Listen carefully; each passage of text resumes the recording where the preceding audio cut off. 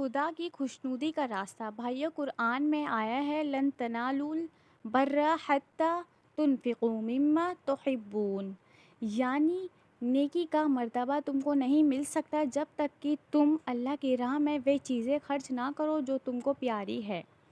بس یہی آیات اسلام اور ایمان کی جان ہے۔ اسلام کی اصل شان یہی ہے کہ جو چیزیں آپ کو پیاری ہیں ان کو خدا کی خوشی پر قربان کر دیں۔ زندگی کے سارے معاملوں میں آپ دیکھتے ہیں کہ خدا کا حکم ایک طرف بلاتا ہے اور نفس کی خواہشیں دوسری طرف بلاتی ہیں۔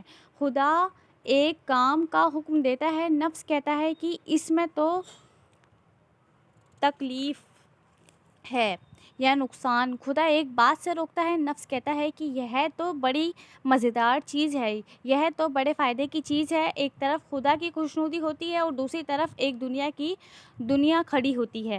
غرض زندگی میں ہر قدم پر انسان کو دو راستے ملتے ہیں، ایک راستہ اسلام کا ہے اور دوسرا کفر اور نفاق کا۔ جس نے دنیا کی ہر چیز کو ٹھکرا کر خدا کے حکم کے آگے سر جھکا دیا، اس نے اسلام کا راستہ اختیار کیا، اور جس نے خدا کے حکم کو چھوڑ کر اپنے دل کی یا دنیا کی خوشی پوری کی، اس نے کفر یا نفاق کا راستہ اختیار کیا۔ آج لوگوں کا حال یہ ہے کہ اسلام کی جو باتیں آسان ہیں اسے تو بڑی خوشی کے ساتھ قبول کرتے ہیں، مگر جہاں کفر اور اسلام کا اصلی مقابلہ ہوتا ہے وہیں سے رخ بدل دیتے ہیں۔ اسلام کے بڑے بڑے دعوے دار میں بھی یہ کمزوری موجود ہے، وہ اسلام بہت پکارتے ہیں، اس کی تعریف کرتے کرتے ان کی زبان خشک ہو جائے گی، اس کے لیے کچھ دکھاوے کے کام بھی کر دیں گے، مگر ان سے کہیے کہ یہ اسلام جس کی آپ اتنی تعریف کر رہے ہیں، آئیے ذرا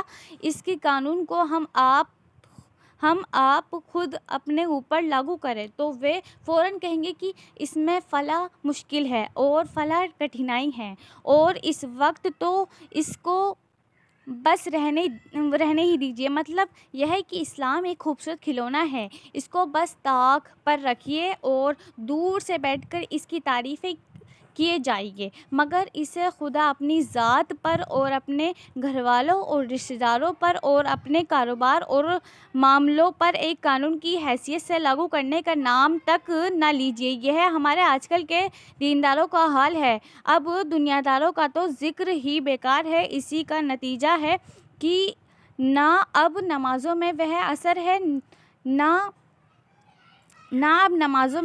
اثر ہے جو کبھی تھا، نہ روزے میں ہے، نہ قرآن پڑھنے میں، اور نہ شریعت کی ظاہری پابندیوں میں، اس لیے کہ جب روح کی موجودگی نہیں تو نرا بے جان جسم کیا کرامت دکھائے گا۔ تو آپ کو چاہیے کہ آپ اللہ تعالیٰ کا قرب حاصل کریں، کیونکہ آج کل کیا ہوتا ہے، آج کل صرف دکھاوا ہو رہا ہے۔ آپ کو یہ بھی معلوم ہے کہ عرب میں جتنے پرانے رسم رواج تھے، اسلام نے قریب ان سبھی کو توڑ ڈالا تھا۔ سب سے بڑی چیز تو بت پرستی تھی، جس کا رواج سینکڑوں برس سے چلا آ رہا تھا۔ اسلام نے کہا کہ ان بتوں کو چھوڑ دو۔ شراب، زنا، جوا، چوری اور ڈاکہ عرب میں معمولی بات